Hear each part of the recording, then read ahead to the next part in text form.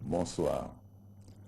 Je m'adresse de nouveau à vous ce soir pour vous présenter la situation de la pandémie de Covid-19 dans notre pays. Je commencerai par vous exprimer mes remerciements et mes encouragements pour les efforts et les sacrifices que vous avez consentis pour permettre à notre pays de sortir rapidement de la crise sanitaire que nous vivons depuis le 12 mars dernier. Chers concitoyens, depuis la confirmation du premier cas sur notre territoire il y a exactement 3 mois, j'ai donné des instructions au gouvernement afin que la lutte contre cette pandémie soit une priorité absolue. Des mesures de riposte ont été déployées progressivement afin de réduire le risque de propagation du virus. C'est ainsi que j'ai décrété l'état d'urgence dans notre pays depuis le 26 mars 2020. D'autres dispositions plus ciblées ont suivi comme la fermeture des frontières, des actions spéciales au transport des personnes et des marchandises, la fermeture des écoles, universités, lieux de culte, bars, restaurants, la suspension des conférences, colloques internationaux et tournois sportifs, ainsi que d'autres cadres de rassemblement de personnes. Dans la même logique, le port du masque est obligatoire dans l'espace public depuis bientôt 2 mois. Chers concitoyens, je mesure l'impact de ces contraintes sur vos vies au quotidien, mais elles sont indispensables pour éradiquer cette maladie qui paralyse notre économie et endeuille des familles à travers le monde. Je vous appelle donc à persévérer dans l'endurance face à ce virus qui éprouve notre société, ses croyances, ses cultures et son économie. J'invite toutes les composantes de notre société, organisations de jeunesse, de femmes, de ressortissants, leaders religieux, partis politiques, sociétés civiles et diaspora, à s'impliquer davantage dans ce combat pour la survie. Le gouvernement, pour sa part, reste en éveil afin d'apporter les réponses appropriées à cette crise sans précédent et corriger rapidement ses conséquences sur notre économie. Je suis heureux de vous annoncer que depuis une dizaine de jours, notre personnel soignant s'est renforcé par l'arrivée de 21 médecins épidémiologiques cubains. Nul doute que leur expertise conjuguée amélioreront significativement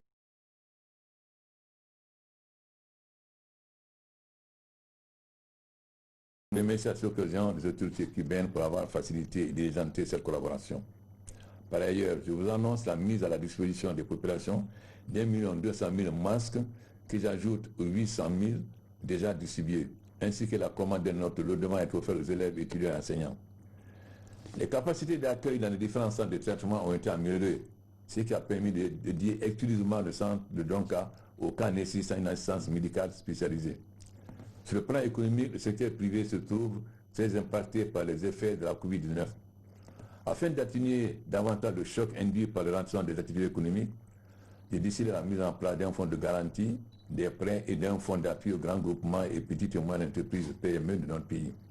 Les décrets relatifs à ces soutiens ont été signés il y a 10 jours et les départements concernés s'emploient à leur application.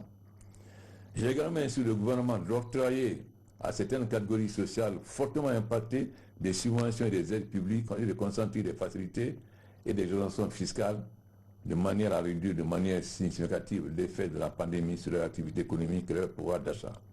Chers concitoyens, la Covid-19 est encore présente dans notre pays. Aujourd'hui, sur 27 802 cas testés, nous totalisons 4 572 cas de contamination contre 3 249 guérisons, soit 71%.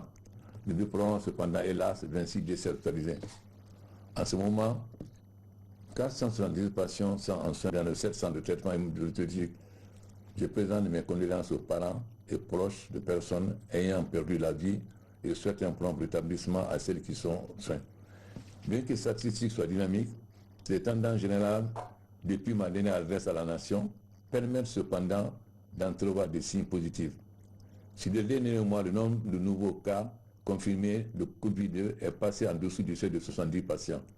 Nous annonçons des statistiques encourageantes avec un taux de guérison de près de 70% et une létalité relativement faible de l'ordre de 25%. On note également une tendance à la baisse du taux de positivité malgré l'augmentation de la capacité de dépistage. Nous avons actuellement 9 sites de prise en charge: Nongo, Donka, Kank Alfayaya, Kenyan, Bissia, Maison Centrale, Kindia, Boké, Fria, soit 6 centres à Conakry et 3 à l'intérieur. Notre combat pour éradiquer la Covid-19 est cependant loin d'être terminé.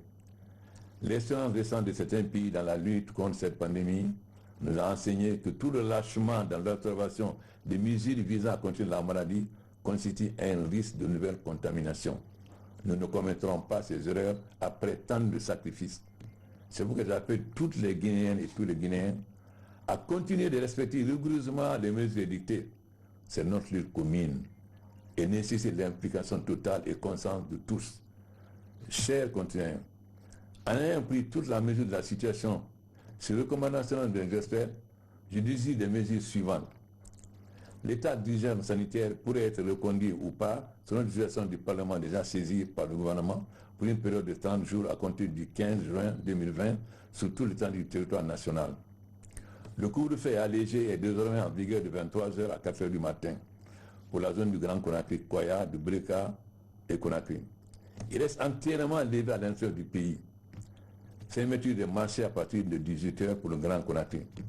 Le port du masque reste obligatoire. Les dispositions initialement prévues contre les contrevenants restent également en vigueur. Les classes d'examen de l'enseignement primaire et secondaire ainsi que les universités seront rouvertes à partir du lundi 29 juin 2020. Cette reprise des cours sera subordonnée à la présentation par les ministres concernés d'un plan détaillé portant sur les mesures suivantes. Respect de la distanciation sociale au sein des établissements, la prise systématique de température à l'entrée et à la sortie, le lavage systématique des mains à l'entrée et à la sortie des établissements, le port obligatoire des masques, y compris par les enseignants. Un programme ordonné de rentrée des classes, la réouverture à partir du 22 juin des lieux de culte exclusivement dans les préfectures qui n'ont pas enregistré de cas de Covid-19 pendant une période de moins de 30 jours. Cette réouverture sera subordonnée à la présentation par le ministère des Affaires religieuses du gouvernement des mesures appropriées de prévention sanitaire. Toutes les autres dispositions relatives à l'état d'urgence sanitaire demeurent en vigueur. Ces mesures seront justifiées au gré de l'évolution de la pandémie. La préservation de la vie et de la santé de nos concitoyens présidera systématiquement mes choix.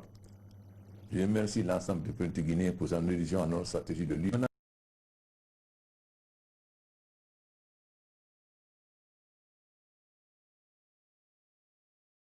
Du personnel soignant en première ligne de ce combat, au contact direct des malades qui sont exposés, eux et leurs familles, à un risque de contamination réelle et permanent. J'ai foi en notre capacité de sortir de cette autre crise. Faisons preuve de responsabilité, de solidarité et d'endurance et nous gagnerons ensemble le combat contre le Covid-19. Que Dieu bénisse la Guinée. Je vous remercie.